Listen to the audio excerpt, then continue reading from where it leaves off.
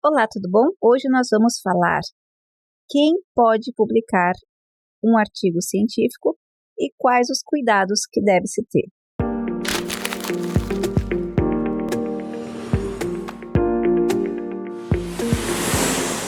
Esse vídeo vai ser elaborado em cima de várias perguntinhas que eu separei aqui para vocês, que todas versam sobre as mesmas dúvidas ou dúvidas semelhantes que podem contribuir com a explicação desse vídeo. A primeira pergunta, que é o nosso ponto de partida, é da Edilaine Assis. Ela colocou assim: Olá, gostaria de saber se graduandos na primeira graduação podem publicar artigos científicos. Então vamos lá. Edilaine, qualquer pessoa pode publicar um artigo científico. O que ela precisa ter são alguns cuidados. É claro que eu não estou falando de todas as revistas, porque no Brasil nós temos uma cultura muito injusta. A maioria das revistas científicas publicam artigos só de doutores. Existe uma grande corrente de professores que defendem que a comunicação científica, que a produção científica tem que ser de cientista para cientista.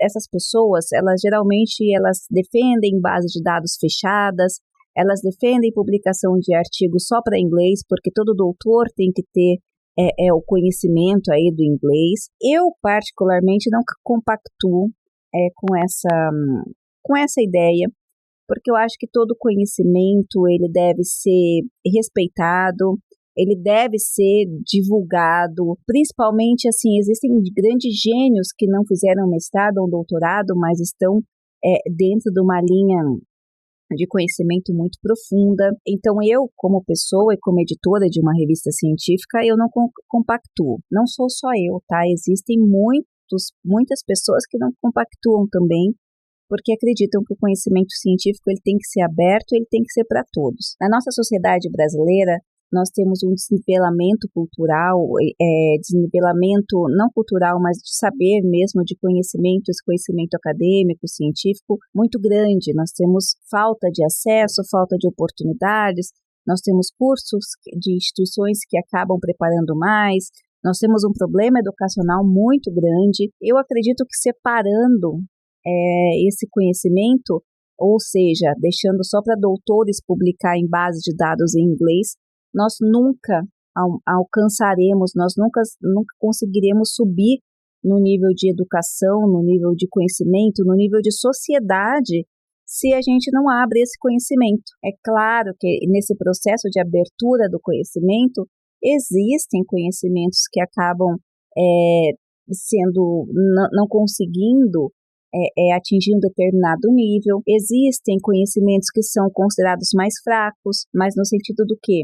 Por exemplo, um artigo de educação voltada à criança, infantil, com práticas de aula, não é o mesmo nível de conhecimento, não é o mesmo nível no sentido não de menor ou melhor, mas ele não é um desenvolvimento para um cara que estuda desenvolvimento infantil. Ele pode até ser usado, mas ele vai ser um conhecimento que ele vai servir para aquele professor que está na sala de aula, que vai trazer contribuições para o dia a dia de imediato. Então ele pode ser de interesse muito maior, embora a linguagem seja mais simples, embora o contexto seja considerado não tão científico, ele pode servir muito mais para contribuir e impactar muito mais do que uma pessoa que faça grandes testes para conhecimento, para desenvolvimento infantil. Eu acho que isso aí é um assunto enorme, vai muito de pontos de vista, mas eu sou defensora de que essa emancipação social, emancipação socioeconômica, emancipação até para ter capacidade de discussão, ela parte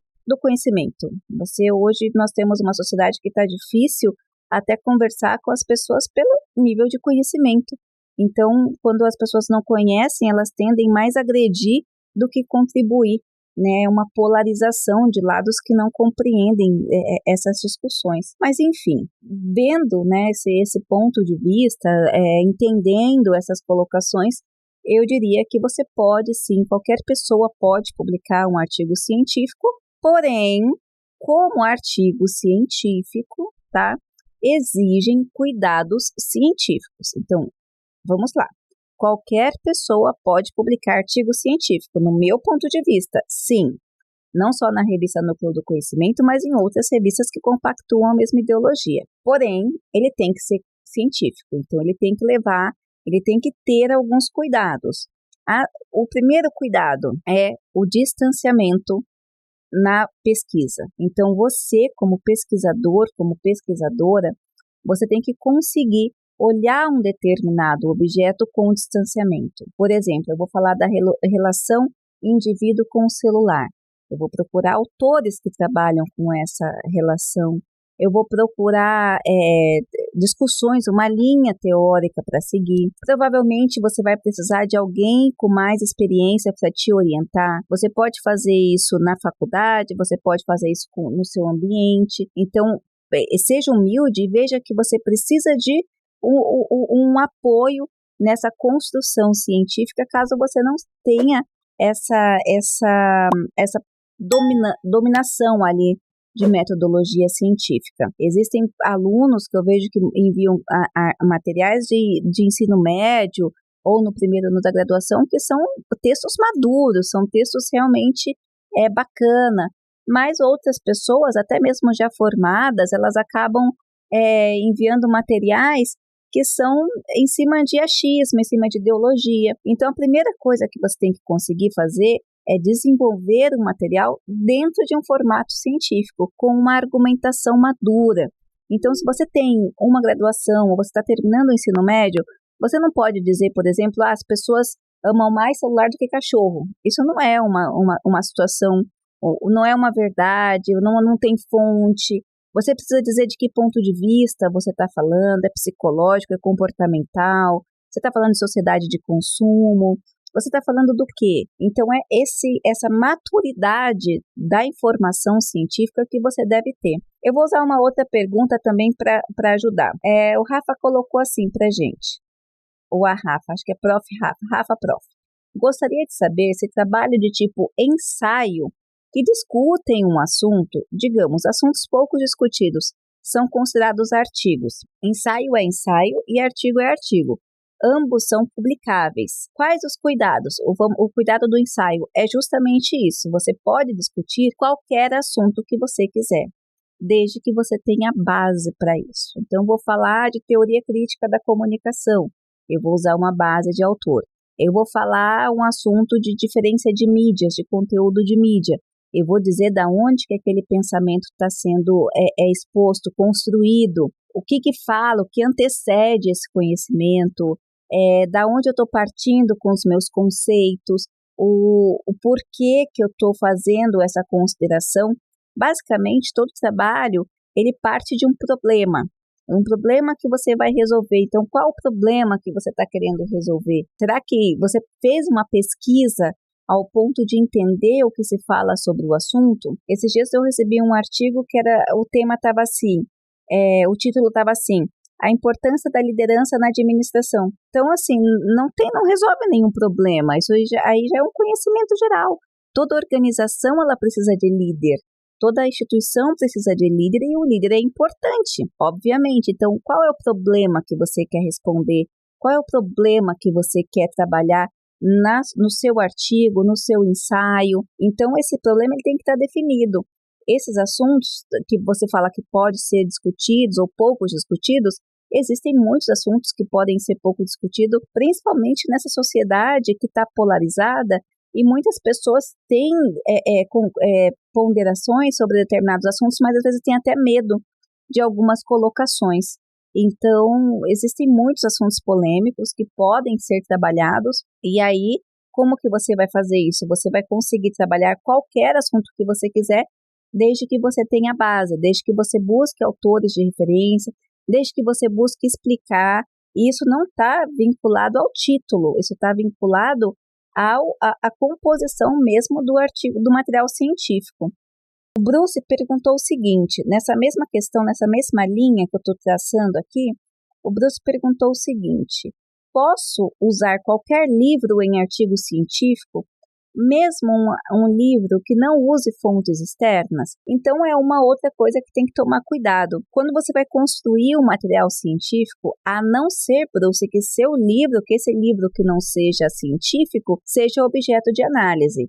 Por exemplo, Eu posso fazer um objeto de análise, ou seja, eu posso analisar o contexto, eu posso utilizar a linguística, eu posso utilizar, posso analisar a forma cultural, por exemplo, que os livros da Zíbia Gasparetto, que são livros espíritas, como ela aborda, tá? Então eu posso usar esse livro dela, que não é científico, como o objeto ali que eu estou analisando. Mas da onde eu vou analisar, a partir da fonte que eu vou analisar, se eu estou analisando através da linguística, da poética, se eu estou analisando ali de forma antropológica, se eu estou analisando a influência de forma sociológica, e aí essas argumentações elas têm que ser científicas.